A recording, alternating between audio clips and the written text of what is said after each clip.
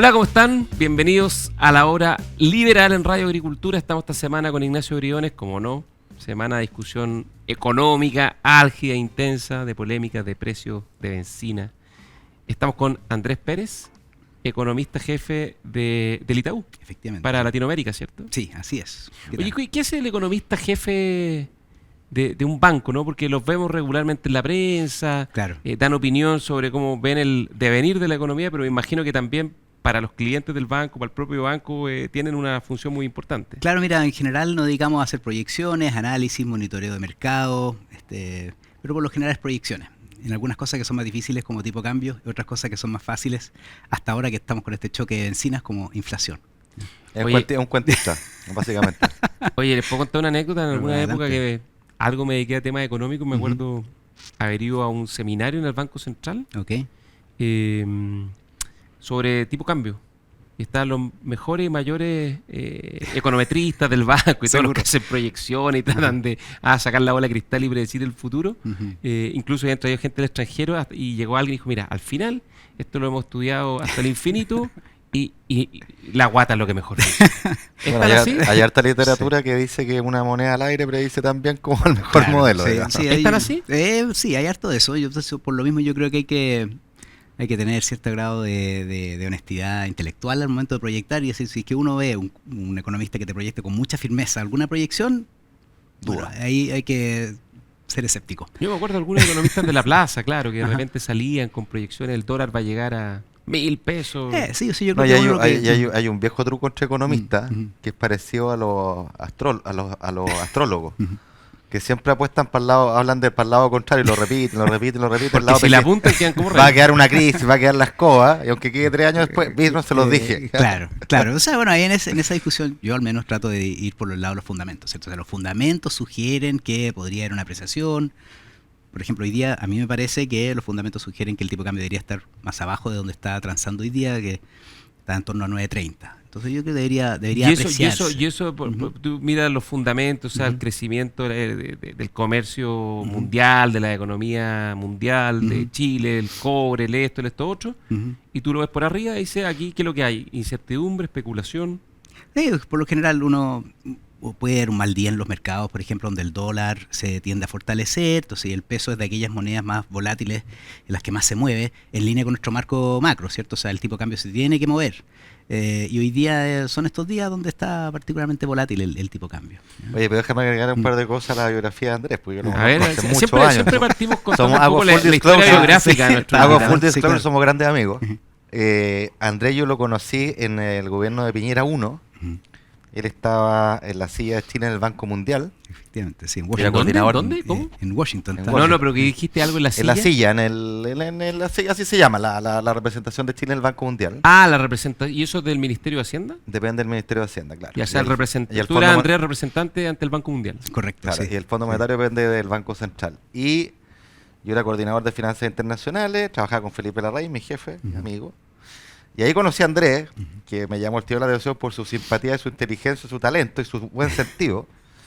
Y Andrés tiene una particularidad, que hizo toda su carrera universitaria, la hizo en Estados Unidos, en Chicago, hizo su pregrado en Chicago. Sí, eso es bien. Siendo bien no es que sea, o sea, es americano de nacimiento ya, pero de familia chilena. Correcto. Hizo su posgrado también, hizo un MBA y un máster en administración pública Sí. en Chicago también. Hiciste MBA y MPP, o sea, MPP. políticas MPP, públicas y negocios. en política pública, perdón. Sí. Y luego trabajó en la Reserva Federal de Nueva York. ¿En serio? Y luego fue Sí. jefe de asesores mío en Hacienda cuando yo era ministro y había sido coordinador de finanzas internacionales Felipe, antes que yo llegara, Felipe Larraín. Así que años de circo aquí con mi amigo. Sí, bastante, y un amante de Star Wars, Además, al punto que sí. va a cruceros de Star Wars, que tiene el living lleno de figuritas de Star Wars. ¿Y Tal cuál cual. es la mejor película de Star Wars y cuál es la peor? Mira, yo creo que entre el Imperio contraataca y el regreso del Jedi. Sí, claro. Por ahí está, dentro de las clásicas. Y por la más cierto. mala. Yo creo que fue una gran desilusión la primera que sacaron de las nuevas sagas, ¿cierto? O sea, el episodio... De la última Correcto. saga. La del autito. Sí, La de correcto. la carrera en auto. Correcto. Sí. Sí. No de la del 2000. ¿Tú estás hablando de la que salió recién o de...? No, yo me refiero a justamente cuando la que empieza, el episodio 1, ¿cierto? Episodio 1, donde está Anakin niño, claro. Esa duda. Pero yo encuentro que un poco injustamente, bueno, nos fuimos para otro lado, pero no es tan mala. Yo esperaba más. Fue una desilusión en su momento porque no habíamos visto nada desde a Jar el Jar inicio de la Binks, saga. al pobre Jar Jar Binks le cargaron todos los muertos Jar Jar como Binks, responsable del desastre efectivamente. de la película. Tal cual, sí. Ya, Oye, volvamos a lo que estamos. Vamos, sí. Como economista jefe de Ujú. un banco que estudia lo que está pasando en Chile y en el mundo, me imagino que estos momentos son muy interesantes porque cuando Claro. se produce incertidumbre es cuando más se necesita estudiar los fundamentos de la economía, ¿no? Sí, mira, yo creo que hay mucha atención sobre el desempeño reciente de la economía chilena, en un momento donde hemos visto importantes cambios por puntos de inflexión en términos de la actividad económica, alta expectativa sobre lo que se viene y además un choque internacional de precios como el que no hemos visto en bastante tiempo, ¿ya? Entonces, claro, estamos haciendo revisiones importantes en las proyecciones de crecimiento, de inflación, tasas para Chile, pero también para otras economías de la región. Entonces, un momento interesante. Oye, porque aclaremos a nuestro radio escucha y que nos ven además en las plataformas.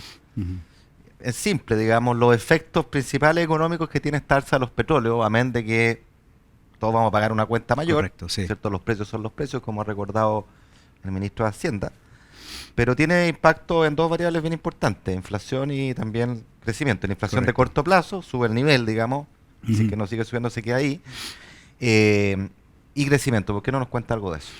Bueno, vamos primero por la parte de crecimiento, ¿ya? Entonces yo creo que si vamos hacia julio del año pasado, las perspectivas para el crecimiento de la economía chilena para este año estaban en torno a 2%. Y en la medida que iba avanzando el año, esas perspectivas de crecimiento fueron revisándose al alza, al alza, al alza, y llegamos hasta más o menos una proyección de crecimiento para el PIB para este año de 2,6, ¿ya? Desde entonces, ¿qué ha pasado? Mira, los datos revelan que la economía perdió algo de dinamismo hacia fines del año pasado y tuvimos una contracción mayor en el mes de enero. Entonces, el punto de partida es más exigente para crecer en torno a 2,5 este año, ¿ya? Y ahora le sumas este efecto de mayores precios del petróleo, que es bien relevante para economías importadores de petróleo como Chile. Entonces, prácticamente todo el petróleo que consumimos acá es importado, entonces ahora tienes que pagar 30% más para consumir petróleo. Eso tiene efectos sobre las decisiones de los hogares y de las empresas. Entonces, hay distintas elasticidades, pero para que se hagan una idea, por lo general, la regla de 3 que nosotros en general ocupamos es que por cada 10% adicional de precio de petróleo, el PIB en ese año debería caer entre 0,1 y 0,3 puntos porcentuales, ¿ya? O sea, aquí se estaría cayendo como un punto si se mantiene todo el año. Relativo a la base, ¿cierto? Sí, Entonces, claro, si la base era 2,6 entre- sería 1,6. Entre Claro, menos 0,3 y 0,9. exacto. Ponle el punto medio, Ahora, estamos en 0,6. claro. El Banco Central ajustó a 0,5 menos respecto correcto, al rango central. al rango, digamos. claro. Ahora, eso es asumiendo que se va a quedar, ¿cierto?, 30% más arriba para el resto del año, que es un supuesto, ¿ya? Entonces, lo más probable es que este sea un choque transitorio, pero que los precios eventualmente caigan, pero que se estabilicen por encima de donde estábamos acostumbrados. Oye, a mí me gusta mucho la historia, y yo hice un poquito de investigación de los shocks históricos de petróleo de las últimas 4 décadas. Y es preocupante porque en general los shocks grandes, sobre todo cuando son de oferta, Correcto. duran bastante. Es distinto un shock de demanda, donde Ujú. es como al revés el efecto, ¿no? Ujú. Aquí no es un shock de oferta. Por ejemplo, la crisis del 73, que fue el embargo árabe Ajá. de la OPEP, que ahí los precios se multiplicaron por 4, o sea, fue Claro. brutal. Sí, sí, sí. Y ahí duró entre 2 y 3 años, tomó entre 2 a 3 años la normalización del precio respecto a los niveles previos. Correcto. La revolución iraní, que fue el año 79, a propósito de Irán, cuando cae el Shah, digamos, y asumen los ayatolás, Correcto. ese ahí el precio se multiplicó por 2,6 y la normalización de los precios del petróleo entre 3 y 5 años. La guerra del Golfo, ahí fue por 2, claro que la base era más alta, por eso los Correcto. precios no se multiplicaban por 4, digamos, y tomó entre 6 y 9 meses la normalización de los precios, la primavera árabe entre 1 y 2 años, y la invasión rusa el 2022 entre 6 y 12 meses. Duró casi un año, sí. O sea, es poco probable que esto de aquí a 3, 4 meses se resuelva, porque además Ujú. el impacto sobre el porcentaje, hoy día se producen más o menos como 100, se consumen como 100 millones de barriles diarios de petróleo, y aproximadamente el 20% de esa producción está afectada por la guerra. No es que esté destruida la infraestructura, Correcto. pero entre el estrecho de Hormuz, entre la destrucción de infraestructura que se ha producido y las restricciones comerciales, es alto, digamos. O sea, en el fondo esto puede acompañarnos por un buen rato. Mira, a mí, primero un par de reflexiones. Relativo a los choques anteriores, en términos reales, el alza, si bien es pronunciada, es menor a la de aquellos episodios. A la invasión rusa, Menos. a Ucrania términos todavía reales. un poco menos. Sí, Eso en términos- subió, en términos- se quedó como arriba de 100, digamos, Correcto. bueno, Entonces, subió a 120. entonces eso es como da una como que quizá el impacto no sea tan pronunciado. Segundo, relativo a los choques anteriores, quizá no tanto con Rusia y Ucrania porque es relativamente reciente, pero la economía mundial es hoy día bastante menos dependiente del petróleo claro, que lo que eran ciclos anteriores. Sí. Ahora, no deja de ser un choque importante, ¿ya?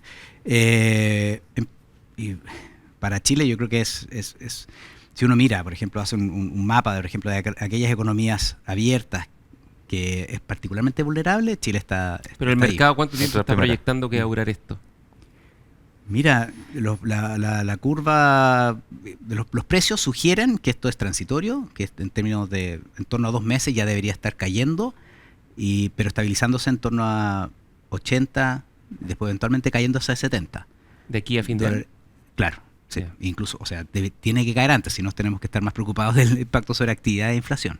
Oye, y usted, los dos economistas, Andrés e Ignacio, esta semana me da la impresión de que fue como bien mala desde el punto de vista económico, no solo por el tema del benzinazo, como le han llamado, el aumento de precios de la benzina, sino también porque el Consejo Fiscal Autónomo sacó un reporte bien negativo respecto al panorama fiscal y además salió el IPOM de marzo del Banco Central que también fue un poquito negativo en el sentido de que bajó la proyección de crecimiento creo que a 2%. Bajó medio punto. Claro. Sí. Medio punto. El rango central de 2,5 lo bajó a 2.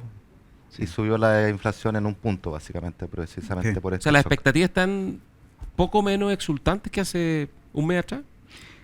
Mira, a mí me preocuparía que fuéramos benignos y ignoráramos lo que está pasando afuera. Esto es un choque importante, ¿ya? Yo creo que quizás no hemos logrado internalizar el efecto, bien, los posibles efectos duraderos que tiene esto sobre inflación y las perspectivas de mayor crecimiento que hay. De nuevo, estamos en un punto donde se creía que la economía chilena debería ir de menos a más y quizás crecer en torno a 3%. De hecho, nosotros tenemos una proyección de crecer este año en torno a 2,5%, que vamos a revisar a la baja, producto de estas discusiones. Pero muchos nos decían, ¿pero por qué no vamos a crecer 3% si la economía tuvo una inversión de 7% el año pasado? Hay una importante catástrofe de proyectos de inversión. Buena inversión este año, creciendo al 5%. Claro, entonces como que ¿por qué no vamos a crecer más bien en 3%? Entonces, claro, yo creo que el choque... Las noticias afuera son particularmente menos positivas de lo que nos gustaría. Si la inversión crece, el consumo el que está muy contraído. El consumo el año pasado creció 2,7%, que está bien por debajo de las tasas de crecimiento que teníamos previos al 2019, que crecía en torno a 5,5%.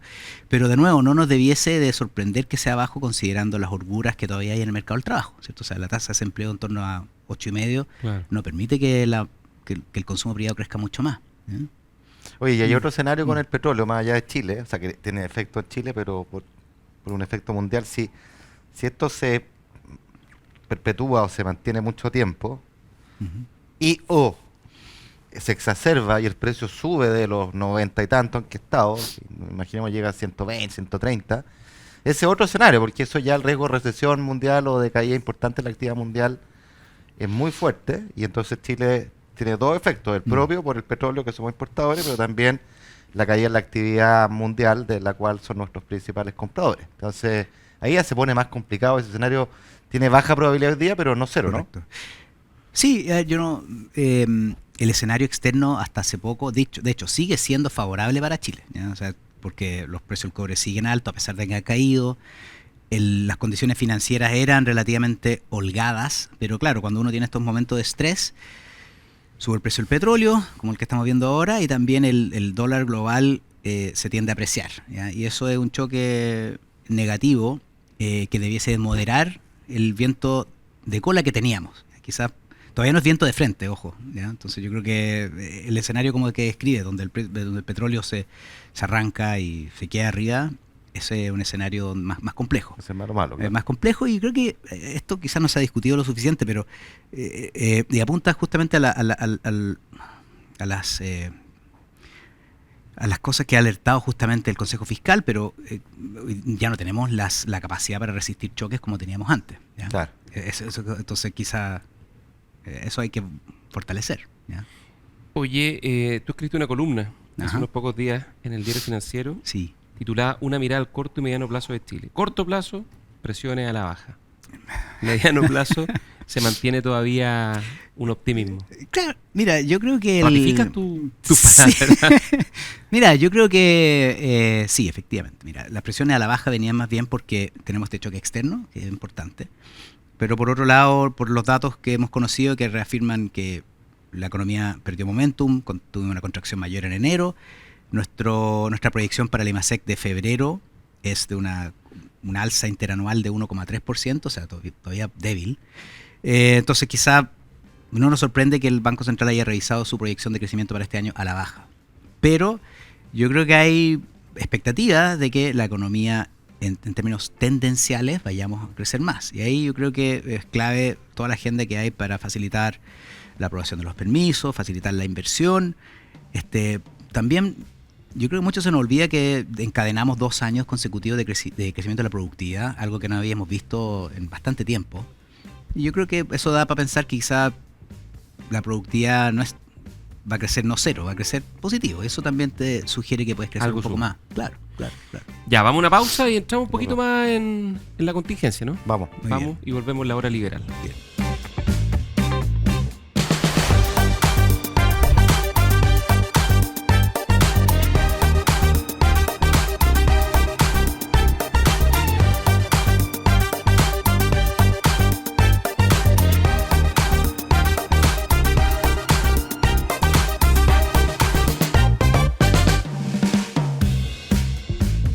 Estamos de regreso en la hora liberal junto a Ignacio Briones, Radio Agricultura, Agricultura TV, las plataformas, podcast. Un saludo a los que nos están escuchando ahora, tal vez trotando, andando en bicicleta, en el auto. Les mandamos saludos a todos los que escuchan el podcast en YouTube. Estamos con Andrés Pérez, que es economista jefe para Latinoamérica del Banco Itaú. Y estamos hablando un poco del panorama de este shock, ¿no?, que ha producido el alza de los precios del petróleo, el efecto en el precio de la benzina. ¿Cuál es tu evaluación respecto al plan, digamos, que propuso y que ya está en plena implementación porque se aprobó la ley, digamos, que mitiga el alza de precios del petróleo? Pero ¿cuál es tu evaluación desde el punto de vista como del análisis económico del plan implementado por el Ministerio de Hacienda? Bueno, nosotros teníamos una proyección para inflación este año de que íbamos a cerrar en 2,8. Y teníamos, dadas las sorpresas que seguían a la baja, ¿cierto?, íbamos a revisar la proyección de inflación hacia abajo, o sea, 2,6, básicamente. Pero derivado de este choque externo, ¿cierto?, los mayores precios internacionales de petróleo y un traspaso al ámbito local mucho más rápido del que habíamos previsto, lo más probable es que esa proyección de inflación termine a fin de año algo por encima de 4%, ¿ya? Con muchas dudas sobre qué tan rápido se puede llegar a propagar a otros sectores. Eso es lo que dijo el Banco Central, además, ¿no? Sí, o sea, sí, estamos coherentes, digamos que estamos en línea con esa proyección. Ahora, yo creo que puede ser incluso un poco más, porque, primero, por la duración del conflicto, que todavía es incierta, ¿cierto? O sea, puede eventualmente el precio del petróleo quedarse arriba por más tiempo. Y segundo, yo creo que la alza tan brusca y sorpresiva de los precios de benzina y de diésel va a llevar a que muchos otros actores los efectos de segunda vuelta empiecen a subir sus precios. Entonces yo creo que eso es bien distinto a lo que tuvimos, lo que la evidencia muestra de los alzas de precio de electricidad, que si bien en términos de los efectos directos son un magnitud similar a los precios de benzina, eso fue más gradual y yo creo que fue más procesado. La alza de electricidad, el sinceramiento de las tarifas eléctricas producida en el gobierno anterior. Sí, correcto. Que generó, de hecho, en el 2024 un cuarto de, o sea, un punto, digamos, Correcto. de inflación de los 4,4 que tuvimos venían de ahí. Efecto directo, correcto. Directo, claro. Sí, pero sí, tú sí. dices, el hecho que haya sido en varias partes, digamos, Claro. espaciar el tiempo, hace que no se traspase a los otros precios tan rápido. Tan rápido, correcto. Entonces yo creo que podría ser más incluso. Pero a tu ¿ya? juicio, desde un punto de vista como de la teoría económica, ese traspaso tan directo, no amortiguado, que implementó el gobierno, ¿te parece que es correcto? ¿Te parece que era tal vez prudente darse un tiempo e irlo ajustando progresivamente? Bueno, la autoridad tiene sus argumentos, los precios eventualmente tienen que mostrar lo que son los precios, ¿cierto? O sea, tenemos experiencia, de hecho, en Argentina de los efectos nocivos que hay en congelar precios. Nuestras proyecciones incorporaban una alza bastante más gradual, ¿ya? Ahora hay otras implicancias que más bien van por el lado de, por ejemplo, las capacidades para avanzar en la agenda legislativa. Por ejemplo, está la agenda de permisología, hay una reforma tributaria también por delante, y bueno, vamos a ver cómo estas alzas tan bruscas eventualmente puede repercutir sobre la capacidad de avanzar en esa agenda, y eso eventualmente puede llegar a repercutir sobre nuestras proyecciones de actividad. Oye, yo me meto cuchara Sí, ahí. te iba a preguntar como ex ministro de Hacienda. Para tratar de sintetizar primero. Yo creo que el ministro Quirós tiene toda la razón del mundo de que los precios, digamos, son los precios. Y en algún momento tienen que traspasarse. Y eso es bueno decirlo con total claridad a las personas, porque no es posible subsidiar los combustibles, además de que es regresivo, ¿no? Y no hay plata. Así que tiene razón. Luego hay una discusión respecto a la gradualidad. Está el punto que dice Andrés es interesante, porque desde la perspectiva de cómo se traspasa esto a la inflación y con cuánta rapidez no es inocua. Entonces yo creo que hay una discusión ahí. Ese es un ámbito, ¿no es cierto? Sí. El otro ámbito, creo yo, tiene que ver con cuáles son las ayudas focalizadas complementarias que hay. Por el momento lo que ha existido es el congelamiento del precio de la parafina. A mí me llama la atención, lo digo sinceramente, digamos que en un gobierno de derecha la opción sea fijar precios. Oye, sí, Correcto. eso quería hacer al tiro esa pregunta a los dos, porque en el fondo, si es malo no traspasar los precios a la benzina, a la gasolina, ¿por qué no es malo a la parafina? Porque dice, bueno, porque la parafina la consumen mayoritariamente las personas más pobres de Chile para calefacción. Está bien, pero también personas de mayor ingreso la pueden consumir, y por último es mucho más eficiente traspasarle recursos directos a la cuenta RUT y con eso paliar el alza. Siempre va a ser más eficiente desde el punto de vista fiscal darle un subsidio, un Directo. voucher directo a quien lo necesita, porque la parafina, si bien está más concentrada en modo de calefacción en los hogares de menor ingreso, bueno, no sé, tú puedes tener un refugio en la nieve con una cometa parafina y te están subsidiando la benzina. Eso no es correcto, no es no optimizar los recursos que son escasos, pero además la fijación de precios no te permite internalizar que los precios relativos cambiaron. Si los precios subieron porque hay más escasez, tú quieres que se internalice eso. Entonces, a mí me llama la atención esa medida en lugar de optar por transferencias directas. Y ahí quizás te dejo la pregunta planteada, si acaso en lo que sigue ya hemos estado viendo que parlamentarios incluso del oficialismo han empezado a pedir medidas suplementarias, congelar el TAG, algunos, que un nuevo IFE, otro, por la izquierda los retiros.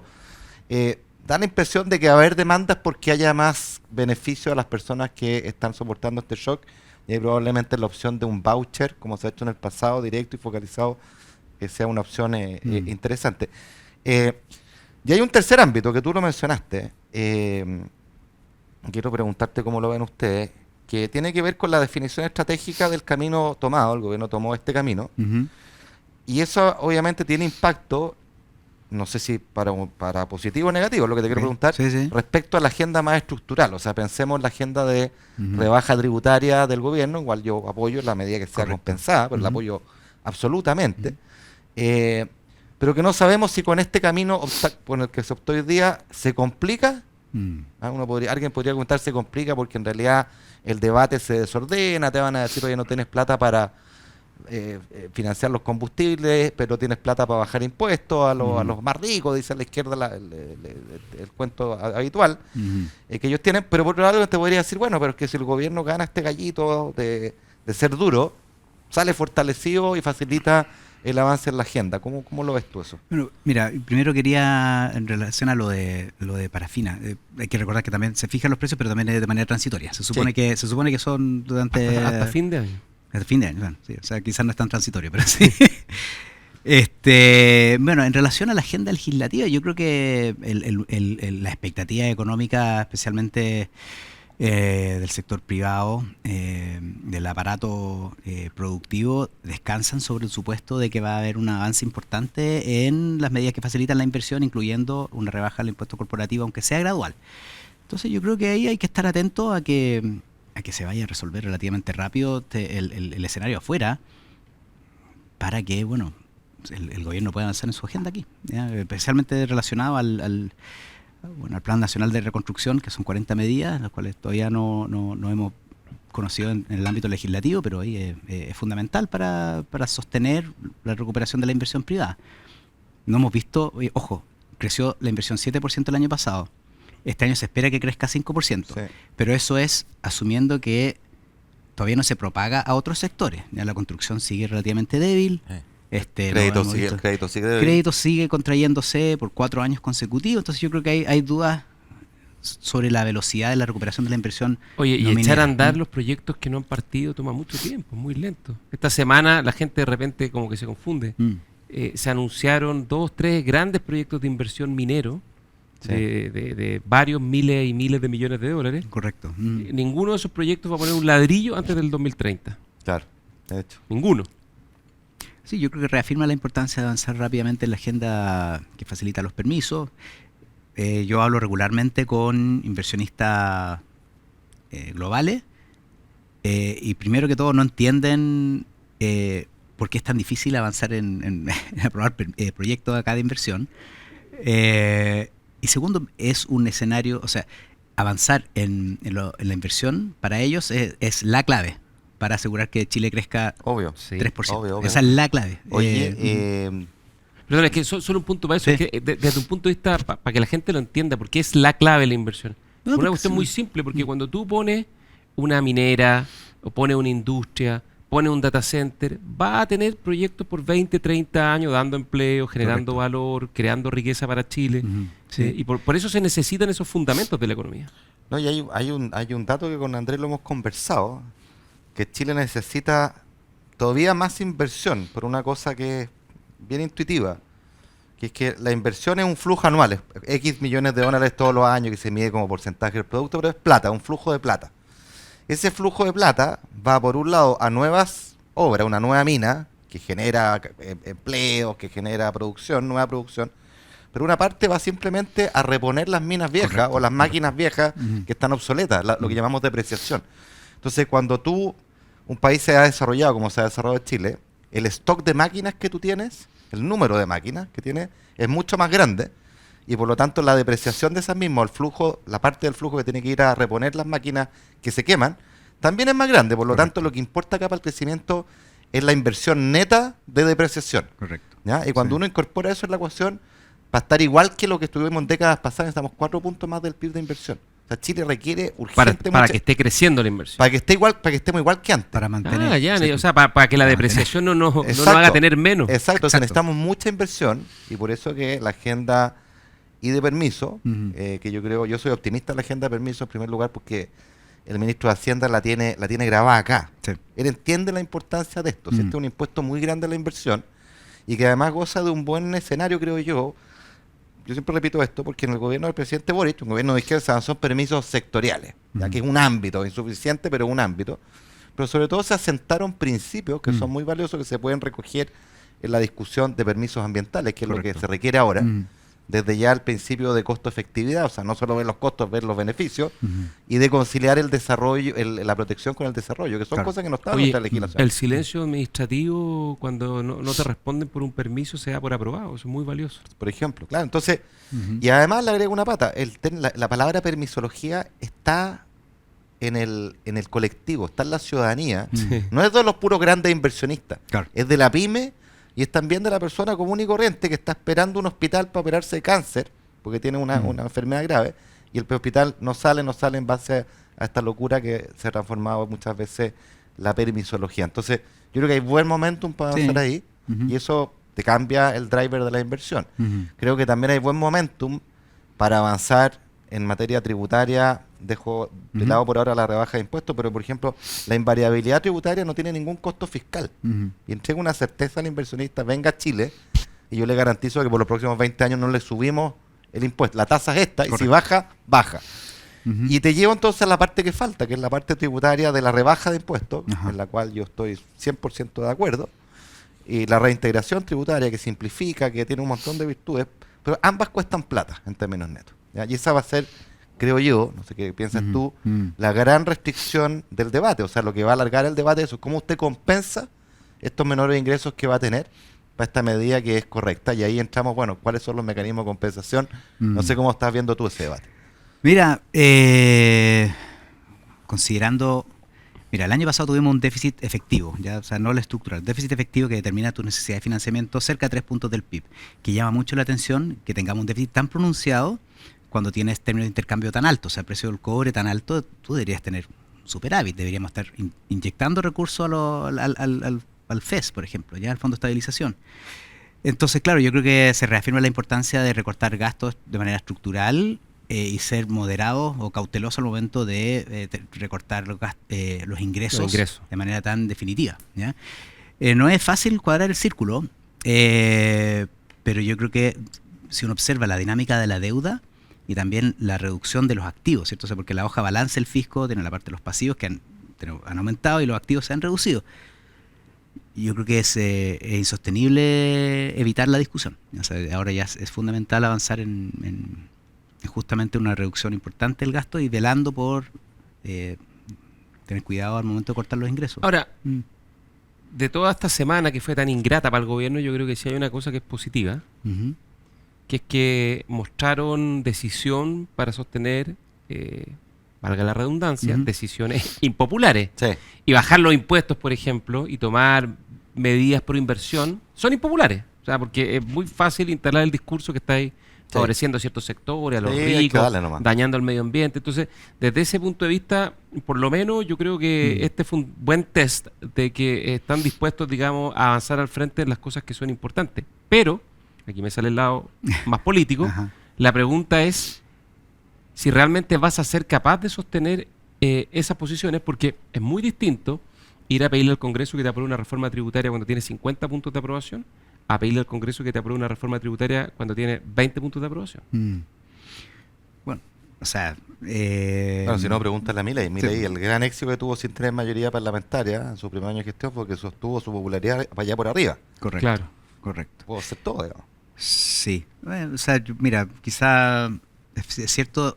Entiendo que hoy día, a pesar de no haber tenido una reforma al sistema político, tenemos menos partidos en la Cámara de Diputados. 11. Ya, eso me llamó la con atención. 11 esta legislatura. No sabemos con cuánto vamos a terminar. Eso es verdad. Ahora es medio engañoso porque dentro de los 11 está el Frente Amplio, que siguen siendo varios partidos, pero dentro de un mismo nombre, digamos. Sí.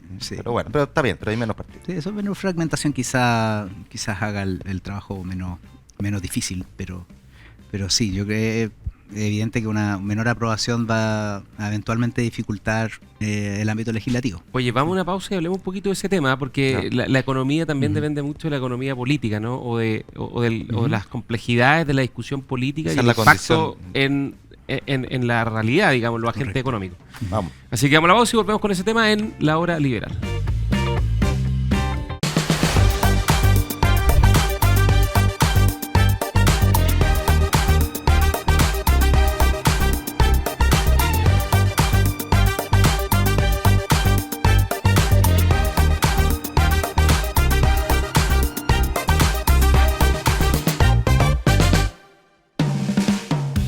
Estamos de regreso en La Hora Liberal junto a Ignacio Briones y Andrés Pérez, economista y MBA por la Universidad de Chicago. O sea, tú serías técnicamente un Chicago Boy. Y por 3, sí. Oye, ¿y hay una impronta de los Chicago Boys? Bueno, tú eres una generación mucho más joven que la originaria, pero... O sea, somos varios en Chile, o sea, sí, pero... Pero ¿cuál es el sello de la Universidad de Chicago, si tú lo pudieses condensar? Yo creo que el pro-market, pero también es como la idea del critical thinking y del pensamiento crítico y de ser objetivo en el análisis, ¿ya? Yo creo que es algo que te enseñan... O sea, yo hice el pregrado ahí y efectivamente yo leí desde Marx hasta Durkheim, Max Weber, Adam Smith, de entrada. Y esta idea de que la Universidad de Chicago es tan, entre comillas, diríamos, neoliberal, ¿es tan así o un poquito mito acá en Chile? No, yo creo que lo que pasa es que muy gran parte de la cultura que hay sobre Chicago descansa sobre la teoría de precios. La escuela de economía, que es la teoría de precios, y que los precios son los precios, y te enseñan, por ejemplo, si uno empieza a jugar, a intervenir con los mecanismos de mercado, eso tiene consecuencias, y por lo general, las distintas teorías, algunas demuestran que puedes tener un equilibrio subóptimo cuando tienes demasiada... Ya, pero es una universidad más free market. Claro, sí, claro. O sea, la parte de la escuela de economía, porque la universidad tiene otras facultades. Pero claro. Pero me imagino que si ponen en el otro extremo, no sé, pues UCLA, Harvard, ahí son un poquito menos... sí, pero yo creo que hay muchos, yo creo que hay muchos profesores de Harvard y MIT que hicieron el doctorado en Chicago. Entonces, sí, oye, ¿y en Chicago hay conciencia, en la universidad me refiero, o en la Facultad de Economía al menos, hay conciencia del impacto de los economistas de Chicago en Chile? Sí, hay conciencia de aquello. ¿Se sabe? Sí, claro, sí. Ahora, yo creo que es importante decir que quizás las batallas más macro sobre, por ejemplo, la importancia de congelar precios u otro, eso son batallas que se dieron hace bastante tiempo y quizás esas diferencias que existían entre las universidades de tal o cual se dan con más fuerza antes. Hoy día ya no... Menos discusión. Sí, hoy día más, por ejemplo, hoy día las escuelas están más concentradas en el ámbito microeconómico, hay cerros de datos hoy día que antes no había, entonces yo creo que la agenda de investigación ha mutado bastante. Claro. Oye, André, tú dijiste en el blog anterior que te tocaba hablar regularmente con inversionistas nacionales y extranjeros, con agentes económicos, y te quería, a propósito de lo que estamos recién hablando, ¿no? Te quería preguntar cuál es tu percepción respecto al estado de ánimo de esos agentes, porque al final esto, como los espíritus animales, ¿no? Sí, que decía Keynes, son bien decisivos en la economía, al menos en el corto plazo. Correcto. Entonces, ¿cómo estás viendo tú el ánimo? A propósito también, y aquí, Ignacio, no sé cómo lo viste tú, de que la discusión en la semana, la discusión política y legislativa, fue bien mala, ¿no? O sea, en el fondo los discursos en el Congreso, de lado y lado, Esperablemente mala. fueron bien penosos, con mucha agresividad, pidiendo renuncias de ministros. Fue una cuestión bien patética. Entonces, no sé cuánto captan eso los inversionistas, cuánta expectativa hay y cómo se ve el panorama desde ese punto de vista hacia adelante. Sí, mira, yo creo que como primer punto, yo creo que es importante decir que los inversionistas globales en general están mirando todo en términos relativos, ¿ya? Entonces, primero... Claro. Si miran a los vecinos, quizás que estamos mejor. Entonces, se parte de una base donde, en general, hoy día estamos en un mundo donde hay más dudas sobre cuál es el premio o la incertidumbre que hay sobre la política económica en Estados Unidos, ¿cierto? Donde antes era considerado lo más seguro de lo seguro, y hoy día hay más dudas sobre la política económica, ¿cierto?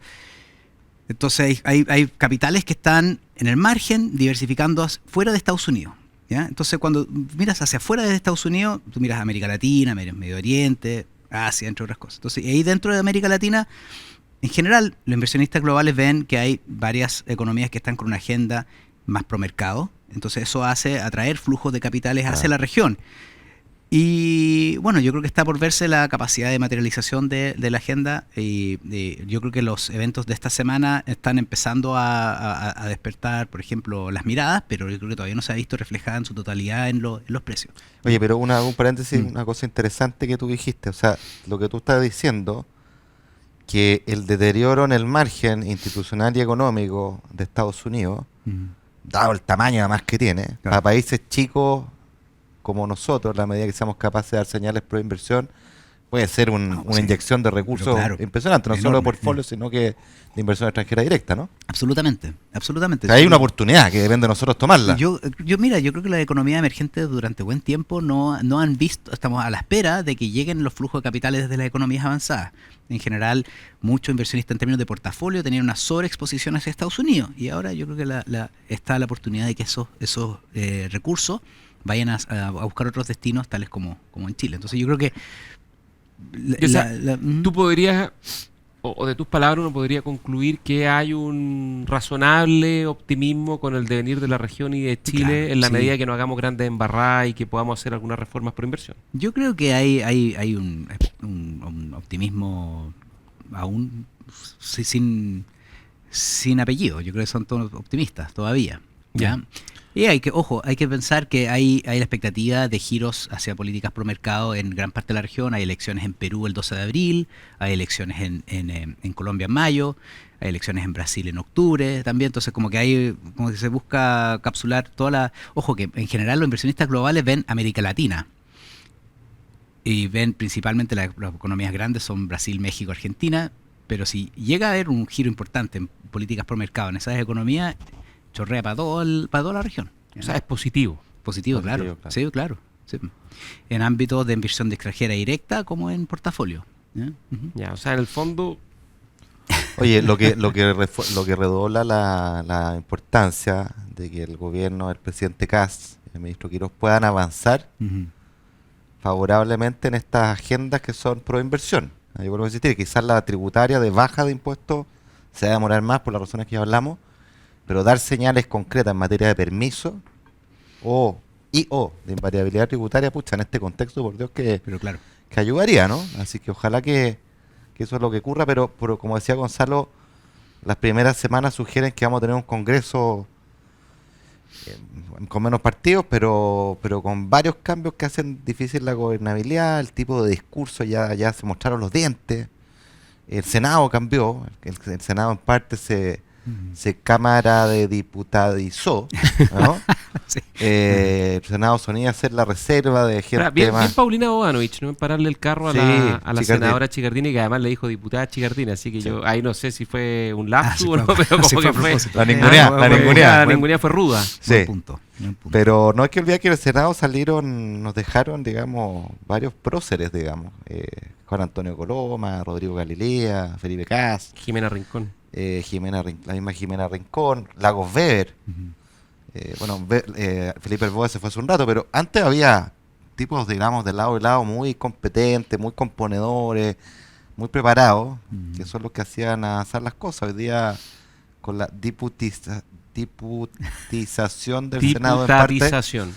se hace un poquito más difícil porque entra en esa lógica que es más de la pelea y el combo, creo yo, ¿no? No sé cómo lo están viendo ustedes, Andrés. No, sí, yo creo que ha llamado la atención el tono que se ha dado en el Senado, especialmente durante esta semana. Se acaban de definir las comisiones, vamos a ver cómo las discusiones se van aterrizando también en las comisiones, especialmente la de Hacienda, donde hay una renovación importante de Ahora, el actores. gobierno tiene una ventaja muy grande, que no solo tiene el gobierno, digamos, que te da muchas herramientas por la vía reglamentaria, los decretos de poder avanzar. A propósito del retiro de los reglamentos del Ministerio de Medio Ambiente, también hay una señal, es decir, ¿sabe qué más? Aquí vamos a ser un poquito más racionales a la hora de reglar las normas que nos rigen en el ámbito medioambiental, que me parece que está muy bien porque no es que uno no quiera que no hayan reglas, pero que las reglas sean racionales, digamos, y que no hagan imposible cualquier tipo de actividad, que es un poco Sí. lo que está pasando. Entonces, Muy correcto eso, muy entonces, correcto. en el fondo es poner un poco racional. Y es legítimo. Ujú. El gobierno tiene derecho a revisar. La pregunta que uno tiene que hacerse es por qué el gobierno anterior dejó, no sé, 20, 30 decretos ingresados el último día o los últimos 2, 3 días. O sea, no hicieron la pega cuando correspondía o querían dejar el cacho, digamos, al gobierno entrante. O sea, ahí yo veo que hay algo que hay algo que está bien y que se tiene que hacer la pega. La pregunta no es cuánto de la incertidumbre política puede contagiar a la economía. Yo creo que todavía La partida, estamos tomando la es temperatura. poco, no es poco. Estas son las primeras escaramuzas, vimos protestas en las calles que no fueron tan masivas, pero igual sí generaron algunos hechos de violencia y generaron Una coincidencia. sí, como un aire, así como un Como viaje en que- el tiempo. Nos saltamos 4 años para atrás directo, donde no pasó nada. Fue como una extraña coincidencia que justo haya Reaparecieron salido. la Confech, la Oye. ASA y todos los dirigentes, y volvimos rápidamente al 2021, al 2020, no al 2019, eso sería un extremo, pero sí a una cuestión un poquito más movida. Entonces, ese contagio no sé si es algo que hay que tomárselo o hay que tomarlo en cuenta o todavía es demasiado temprano. Mi impresión es que hoy día toda la atención está concentrada en los efectos directos e indirectos del alza de los precios de la benzina, sobre inflación especialmente.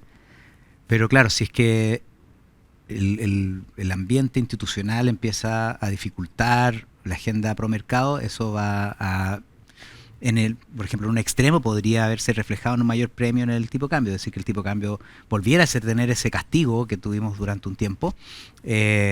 Estallido, se pegó un salto. Oye, Claro, lo que es interesante, a ver si nos explica un poquito, que lo hemos conversado nosotros, que pese a todo, y es buena tu idea de ver Chile en términos relativos. O sea, el premio por riesgo, el riesgo país, son 50 puntos base, la mitad de un 1%. El premio por riesgo es la tasa extra que se le cobra a un instrumento de deuda de un país, en este caso de Chile, que está entre las más bajas del mundo, que está en los niveles preestallido, que es históricamente baja. Entonces, pese a todo, lo que a veces el ruido interno que uno comenta, y estamos debatiendo acá, el mundo nos ve como bien, desde esa perspectiva, digamos. Claro. O sea, mira, Chile tiene acceso a los mercados locales y internacionales para financiarse a muy buenos términos. Es cierto que el ritmo al cual estamos acumulando deuda y los déficits no son comparables con ninguna otra economía. Pero claro, esos bajos premios, o sea, buenas condiciones de tasa a los cuales accedemos descansan sobre la expectativa de que vamos a crecer más hacia adelante. Sí. Entonces, yo Obvio. creo que si no... Y que vamos a controlar la deuda. Claro, o sea, si nosotros nos quedamos tranquilos al crecer al 2 y eso va bajando a 1,5, eso va a ser muy difícil mantener buenas condiciones de acceso a mercado. Ahora, en el dicho tiempo. eso, entonces esto ratifica que el meme que sacaron para redes sociales del gobierno que decía el Estado nos dejaron en estado quebrado, es una soberana tontería. O sea, yo creo que si uno mira los niveles de activos del Tesoro Público, efectivamente estaban en niveles bajos desde una perspectiva histórica. Aún así, tenemos acceso al FES, tenemos acceso a financiamiento en los mercados. De hecho, esta semana emitimos deuda. Que incluso eso yo creo que es súper discutible, porque tú podrías tener muy pocos activos, pero si tenéis bajo nivel de deuda, ¿qué importa? Igual que uno en la casa, digamos, uno puede ahorrar o puede invertir los ahorros, ¿no? Y usar un poco más de deuda porque el ahorro invertido le rinde más que lo que le cuesta la deuda. Claro. Ahora, creo que el mercado, esta semana, el Ministerio de Hacienda emitió deuda en el mercado local y obtuvo tasa muy baja. Lo que demuestra que los inversionistas confían enormemente en Chile, que el Estado de Chile va a pagar y que por lo tanto esto que está quebrado es una lecera. Yo me alineo 100% con lo que dijo tempranamente el ministro Quiró, ministro de Hacienda, que dijo no estoy de acuerdo con ese expreso, le tiró la cadena, porque él entiende, sabe lo que significa estar quebrado. Qué brutal tirarle a un ministro de Hacienda. Imagínate tú como ministro haciéndolo y tirando la cadena ningún a problema, la SECOM. No tengo ningún problema en hacerlo, creo que alguna vez, más de alguna vez lo hice. Porque uno tiene que cuidar lo que las palabras significan. Sí, y la institucionalidad. Y la presidenta del Banco Central también, con la elegancia del presidente del Banco Central, dijo, oye, esto es un error y tiene costo, cuidemos el debate. Correcto. Y yo creo que el punto está hecho. Y yo creo que es un valioso aprendizaje, porque independiente del gobierno que sea, a veces tirar expresiones simplemente para el juego político, que es muy legítimo dentro de la política, uno tiene que sopesar qué costos tienen y qué realidades crean. Y en este caso crea una realidad que no solo es falsa, sino que tiene costos, O sea, si uno insistiera en esa idea en el extremo, los inversionistas empiezan a decir, bueno, es verdad, todo lo que estamos hablando de la prima por riesgo ya no es baja, sino que sube y tu acceso al crédito se va al carajo. Entonces, hay que cuidar. Yo espero que haya ese aprendizaje en un gobierno que se está instalando, efectivamente, de no sobreexigir las palabras y sobre todo sopesar lo que significan, porque no son inocuas en materia económica. Sí, yo diría sobre todo entender que ser oposición es muy distinto a gobernar, que obvio, pero que no podéis seguir en la lógica de la trinchera y de panel de streaming, digamos, sin filtro. Desde la moneda y mucho menos desde los órganos oficiales de gobierno que comunican oficialmente las políticas de gobierno y posiciones de Estado, si finalmente el gobierno administra el Estado. Entonces eso hay que ser cuidadoso. Bien el coraje, bien transparentar los precios, para la discusión muy legítima, si se pudo amortiguar o no amortiguar más. Yo creo que se podría haber amortiguado más, pero también es valioso de repente transmitir con claridad el problema que estamos enfrentando. El gobierno va a tener que hacer, yo creo, una pega importante por recuperar un poquito terreno perdido, porque desde lo político, lo comunicacional tuvo un costo. Y ese costo afecta a lo que tú estabas hablando, Andrés, de, bueno, hay que materializar reforma y se requiere impulso político. Y en esa lógica, ¿qué probabilidad le asignan a usted a que el gobierno las semanas que siga tenga que volver a presentar algún tipo de paquete de ayuda para contrarrestar quizás a lo que los propios parlamentarios, incluyendo los de su sector, están pidiendo, o sea, mantener firme diciendo no pongo un peso más porque no tengo? Mira, y en esta lógica de cuidar la agenda a largo plazo, que no se le complique la viabilidad de su reforma. Bueno, yo creo que, mira, va a ser una función de la aprobación en definitiva. Y ahí se va a testear nuevamente la convicción relativo a claro, entonces, pero no me sorprende. La experiencia demuestra que, en mi opinión, de que eventualmente se va a tener que ceder en algo para avanzar en lo más importante que tiene el gobierno, que es justamente lo que yo creo que es para el mercado, que es justamente facilitar inversión en un sentido amplio. De acuerdo. Andrés Pérez, economista jefe del Banco Itaú. Muchas gracias. Chicago, de cuerpo y alma, muchas gracias por acompañarnos en la hora liberal. Antes de irnos, siempre le pedimos a nuestro invitado alguna recomendación, película, serie, libro. Y tú como fanático de Star Wars, ¿alguna recomendación, alguna serie, algo que, más allá de la trilogía típica, y que no se conozca tanto? Que no se conozca tanto. El mundo Star Wars. ¿No había un bar Star Wars? Mira, hay una película que es dentro del universo Star Wars, se llama Rogue One, que yo creo que es una gran película. Sí. ¿Cómo se llama? Rogue One. Es una precuela de la Guerra Galaxia, de la original del año 70 y tanto. Claro, Rogue One. Sí, es como el Rogue.